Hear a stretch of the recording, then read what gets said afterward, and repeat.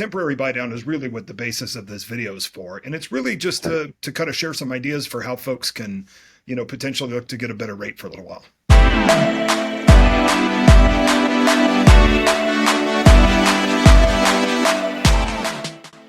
Hello and welcome. My name is Matt Thomas. I am a local real estate agent, and this is Brian Daywald. He is currently with Maverick Lending. Is that right, Brian? Maverick Lending Solutions. Yes, sir. Very good. Maverick Lending Solutions. Very good. He and I have done, Brian and you and I have done a show together for a while, Mortgage Minute, where we've kind of broken down, the trends and topics that are going on in the mortgage and real estate world. I thought it would be advantageous for our clients, folks that we work with regularly, to dive into the subject of mortgage rate buydowns, because right now, honestly, this is a kind of how people are making things work. One of the strategies that's helping people navigate when we've got the relatively high mortgage rate environment that we've got today. So I just want to kind of ask you some questions. We'll kind of just do an interview if you don't mind, and let's just start with the basics. Like, what's in the simplest terms? What is a mortgage rate buy down? How do you define that? In the simplest terms, it's a way to obtain a lower interest rate for a short period of time. When we look at and let me kind of explain that a little bit. There's what we call a permanent buy down and what we call a temporary buy down. Okay. Temporary buy down is really what the basis of this video is for. And it's really just to kind of share some ideas for how folks can, potentially look to get a better rate for a little while. So a temporary rate buy down or temporary buy down is just a way to achieve a lower interest rate for a fixed period of time. What's a permanent buy down, and how does that one work? So a permanent buy down has been around forever. A lot of folks have heard the term point or points. Yep. Or even just a percentage or fraction of points.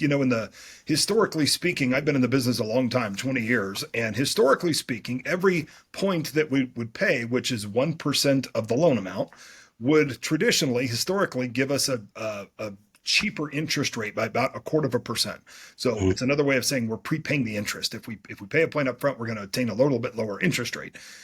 In the market that we're in, we're seeing a way bigger gap there. So instead of seeing a 1/4% difference in interest rate, it's as much as a half or 5/8 or 3/4 or sometimes even more. So anyway, that would be what we call a permanent buy down. So a lot of homes right now are marketed as saying we're offering a buy down, and they're talking about a temporary buy down. So, and usually what they mean is that the seller is willing to give credits to the buyer to achieve their rate buy down. Can you speak to that? Yeah. So in this example, I think we're talking about temporary rate buy downs. And basically what happens is the seller's going to contribute X amount to help it's called a subsidy. So the subsidy is the difference between the current market rate and then typically the most common one. There's three different types. The most common one is a 2-1 buy down. So in a scenario where rates are at 7%, we would do the 2-1 buy down. Rates would go to 5% for the first year, 6% for the second year, and then from years 3 through 30, you would be at 7% unless you sold the property or refinanced the mortgage in there. There's also a 3-2-1 buy down, and there's also a 1-0 buy down. The 3-2-1 buy down is not all that common because the subsidy gets to be very, very expensive. Makes sense. Nope. Now, from my standpoint on the real estate side of things, not everyone, of course, wants to offer a credit right out of the gate. They've picked a list price on a property, and they're obviously hoping to get that. So that when you see that there's a credit being offered immediately, if you're a buyer or a buyer's agent, you're going to wonder, why the seller is willing to give that away. But what a buyer might do is say, hey, listen, it looks like to me that for you're willing to give a credit of 5, 10, 15,000, whatever the case may be. And the seller's hoping to do that in lieu of reducing the price on their home. So if they've got a home listed for $600,000, they're offering $10,000 back in credit. They're going to get a $590,000 net out of that. But that's the same as if they were to actually take a price reduction of $10,000. But for the buyer, how does that make a difference for the buyer? Yeah, it makes a big difference. And I can run the math for anybody that's curious and wants to know what the math looks like. Reach out because I can help you. By the way, each one of these scenarios is going to be different based on multitude of factors, mainly how much they're putting down, right? So the subsidy, the cost of the buy down is always based on the loan amount. But to get to answer your direct question, I can tell you 100 times out of 100, if somebody does a 2-1 buy down, their payment for the first year is absolutely, even the second year for sure, is going to be less expensive than just doing a $10,000 reduction in price. So Mm-hmm. anytime somebody wants to look at those numbers, we can run them all day, and get specifics there. But for sure, the 2-1 buy down would be a lower payment for the buyer. Well, so that brings me to my next question then, I guess. How does a mortgage rate buy down like really affect the mortgage rates Yeah, the mortgage payments on a yeah. monthly basis? So I've got a kind of a scenario that I've ran through here just to give folks a crystal clear idea. And again, this Okay. changes on every scenario. Obviously, sales price goes into it, but more importantly, the loan amount or the down payment, because this total subsidy is what is charged to the buyer that can ultimately be paid by the seller. But for this scenario, we looked at a $500,000 sales price with 5% down and normal fixed rate being at 7%, which means if we do a 2-1 buy down, their first year payment would be at 5%, second year payment would be at 6%, and then the final payment, of course, would be at 7%. So in this scenario, and I'm only looking at principal and interest numbers, this doesn't include taxes or insurance or HOA or anything like that, but at 7% on a $480,000 loan, the principal and interest would be $3,160 every month. At 5%, it's $2,549 for a difference of $611 every month. So they get a $611 discount on their payment every month in this scenario. That's for the first year. First year. Yep. Yeah, that's tremendous. Yeah, it's a big number. Second year, it's a drop of $312 a month. So, still a pretty cool, savings to help somebody get. Yeah, that's more than a few extra pizzas or coffees or whatever you might try to buy that month. Right. Yeah. Well, and there's a couple of cool, kind of perks here. The industry in whole thinks that rates are going to get better between now and the next 2 years. So if somebody can jump on this and not have to overpay for a house, have the seller pay for it for sure. We're going to talk about, in my opinion, why it doesn't make sense for buyers to pay this, but it certainly does for sellers. But if you can get a $611, and I've seen more, of course, right? You and I've worked on things Sure. in sevens and eights and 900,000 Yeah. range where, the payment difference is just astronomical. So, Hmm. getting back to my point of why, and I think a lot of folks have heard the term buy down or temporary buy down or 2-1 buy down, whatever the case is. A lot of times they don't know necessarily how it works. So I wanted to kind of explain some of those pieces because it's Okay. not like it's just a freebie for a couple of years, right? There's nobody out there just handing out free money by any means. So the way it works is, let's say we go on this example that I just used, $500,000 and 5% down. And we go from 7% to 5% in the first year and then 6% in the second year.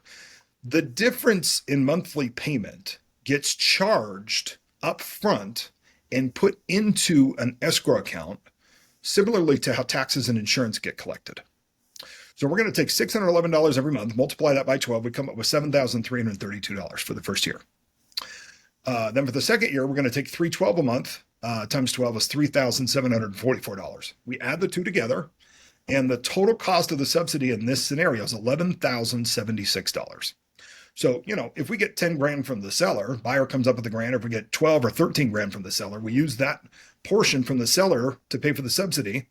And then if there's other money left over, we can cover that, cover some other costs. But anyway, we're basically just prepaying the difference between what the current rate is and what the discounted rate would be.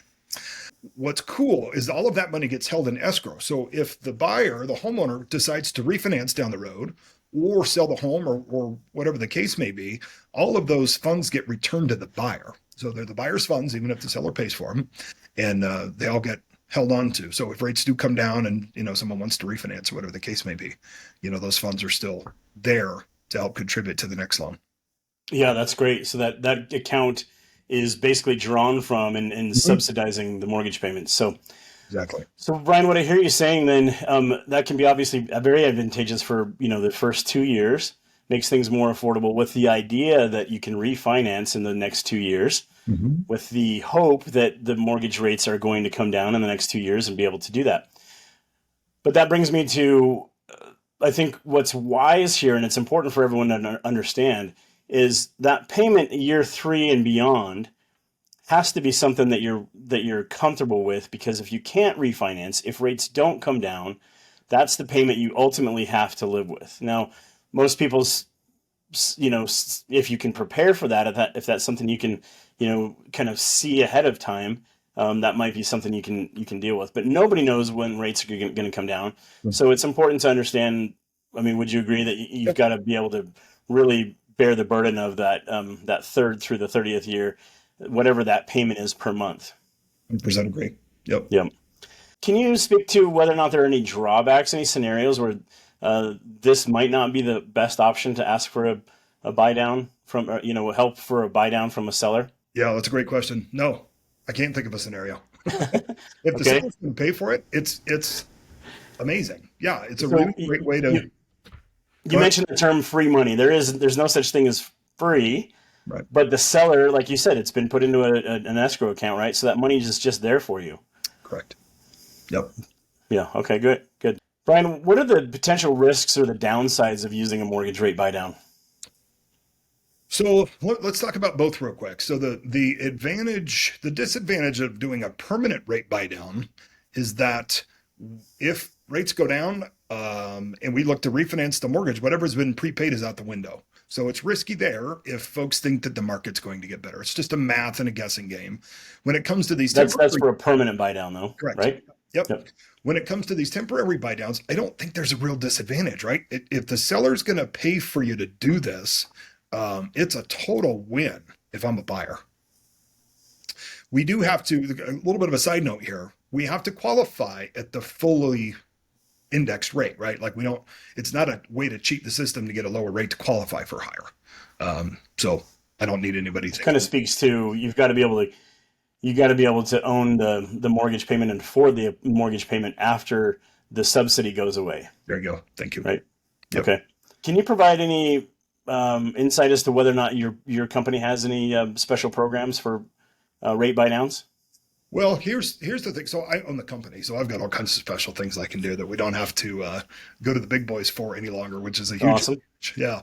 Um, in the past, every time I saw a temporary buy down program, there was a fee associated with doing the 2-1 buy down. In other words, if the regular 30-year fixed rate's at 7%, the 2-1 buy down rate's at 7.25, or the fee to get it to 7% was higher than the the fixed rate or the permanent buy down. So that's a huge advantage that I have uh, that most don't, is that we don't have to charge for the difference. Got it. Okay. Very good. It's cool. And who handles the administration of the buy down? Like, who handles like the subsidies and all that kind of thing? Is that taken care of out of the escrow account, and who Yep. manages that? Yep, it's all done through the escrow account, and it's all done by the servicing lender, which is the folks that buyers end up making their payments to every month. It's all done through the servicer. So if the buyer goes this route and the seller gives them a subsidy in the form of this rate buy down, then the servicer is already on board with handling the escrow, Accurate. administering the funds and getting them to where they need to go. Yes, very simple and smooth process. I've closed a big handful of these over the last year or so, and never had an issue with any of that.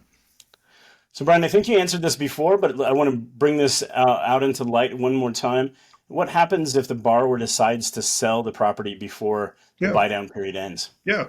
So since this is all done, they're technically buyer funds, right? Even if the buyer's going to pay for them and then get a credit from the seller to pay in a perfect world, that's exactly how it works.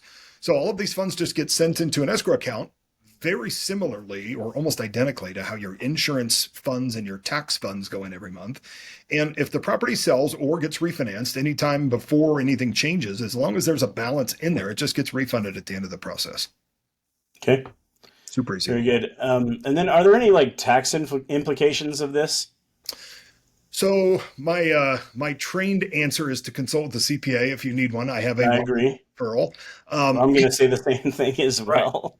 You Make sure know, you ask the tax experts. get the tax experts involved. At the end of the day, you're still going to get a W-9 from the mortgage company, your servicing company, same folks you make the payment to every month, and they're going to give you an interest statement.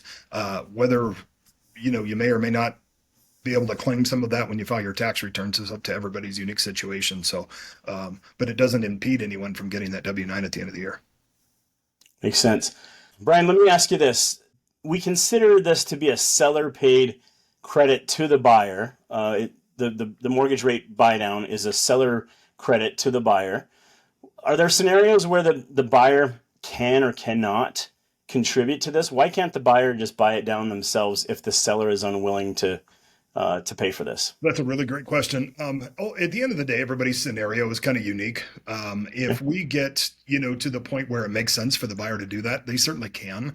In my experience, it doesn't make sense. At the end of the day, the difference between the subsidy payment and the real payment is just prepaid, if you will, right? Like at the end of the day, it's 6 to 1, half dozen the other. I don't think it's a good idea for the buyer to tie up those funds of their own funds for the first couple of years to do that. But certainly, if the seller's going to pay for it, no harm, no foul in doing it that way. I mean, I guess it makes sense in terms of like if you're paying for it yourself, then you're only subsidizing yourself. You're just putting it in a fancy little escrow account. But it makes a ton of sense to have the seller pay for it because those funds are coming from not from you. 100%, 100% agree. Very good. I've closed lots and lots and lots of temporary buy down loans over the last year, and I've yet to close one where the buyer paid for it themselves. Makes sense. Yep.